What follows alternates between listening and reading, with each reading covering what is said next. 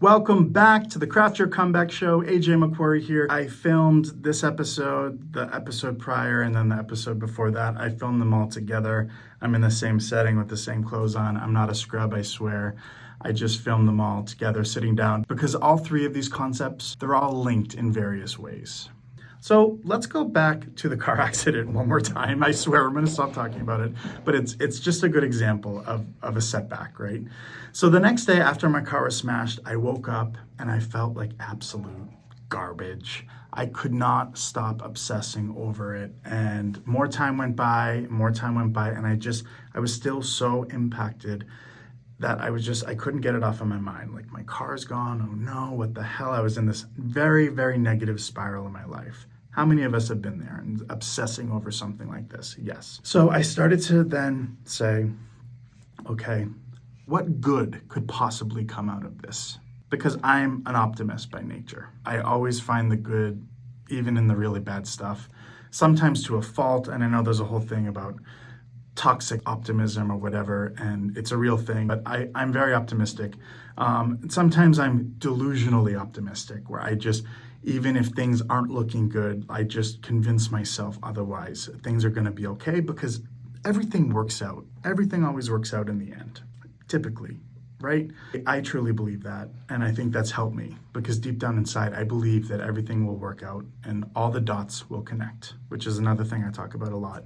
Steve Jobs' commencement address to Stanford University many years ago, it's one of the most impactful YouTube videos I've ever watched. Definitely one of the best commencement addresses I've ever seen. Highly recommend it. He talks about the dots connecting. Anyway, going back to this, delusional optimism, I'm an optimist at heart. So I started to think about the car accident, and then something came to mind. So I was driving my car for Uber at that time. I talked about that in the episode.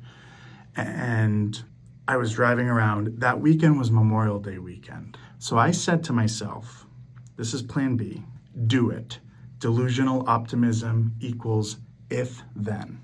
Remember that? So plan B, I basically thought to myself, what if my car didn't get smashed, and that weekend I was Ubering and I got into a horrible car accident, like very bad car accident that was life-changing.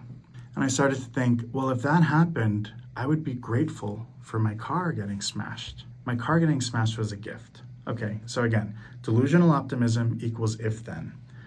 If, insert your setback. So if my car getting smashed did not happen, then insert worse off scenario. So if my car didn't get smashed up, then that weekend I would have been in a horrific car accident. So what that does to you immediately is you start to think, thank you, setback. You really saved my life. Because the reality is, we don't know what would have happened. That could have actually happened. So instead of attaching to this negative story, which we always attach to stories, right? My negative story was my car. It made me look so good and feel so good. And it was my last thing of success, my poor car. Instead of holding on to that narrative so much, so tightly, I then just say, well, maybe it was the best thing that ever happened to me.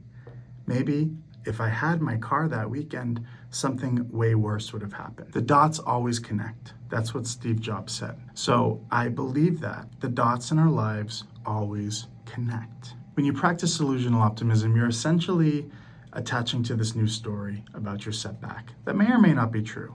But it's a story to help ease the pain, to help ease your mind, and put your setback into a whole new perspective. I know this is a little woo-woo, and I know it's a little out there, but it's been very helpful for me. And that's why I want to share it with you. That's why I talk about it in the book. And that's why I'm using this car getting totaled as an example.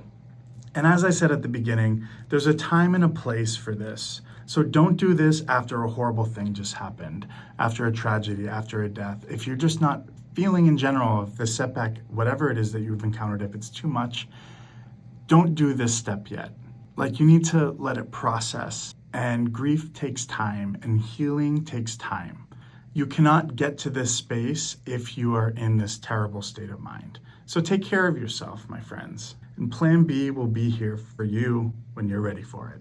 Kintsugi is the Japanese art form of putting broken pottery pieces back together and making it more valuable in many ways because you're putting it back together with gold and silver and very expensive materials. So you have something that's broken, this broken piece of pottery, this broken bowl, which is on the cover of Craft Your Comeback. You have this broken bowl now worth more because you put it back together with something very valuable. So this is just a way to help you piece things back together and to kintsugi your life, if you will. I hope you enjoyed this episode. It's been so great being with you all. We are going to be wrapping up this series soon, so please check out the book when it comes out, and I hope you pick up a copy. All of the proceeds are going to be donated the first week of launch.